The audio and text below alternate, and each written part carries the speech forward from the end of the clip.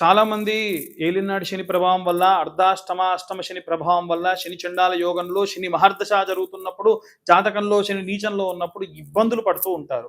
అలాంటి వాళ్ళందరూ కూడా ఈ యొక్క లాపిస్ మాల వేసుకోవడం చాలా మంచిది. ఏమిటి లాపిస్ మాల ప్రత్యేకత అంటే, ఇప్పుడు ఈ లాపిస్ మాల కొనుక్కున్న వాళ్ళందరూ మెడలో వేసుకొని వెళ్ళకండి. ఈ లాపిస్ మాల కేవలం మీరు పూజ చేసుకునేటప్పుడు శం శనయే నమః అన్నటువంటి మంత్రాన్ని చదువుతూ ఇలా ఈ యొక్క మాలను జపం చేయడము, తర్వాతకి ఈ మాలను మెడలో ధరించడము, అది కూడా కేవలం పూజాది క్రతువులు చేయడం గాని, ఇంట్లో కాసేపు వేసుకోవడానికి ఈ యొక్క మాల విశేషంగా పనిచేస్తుంది.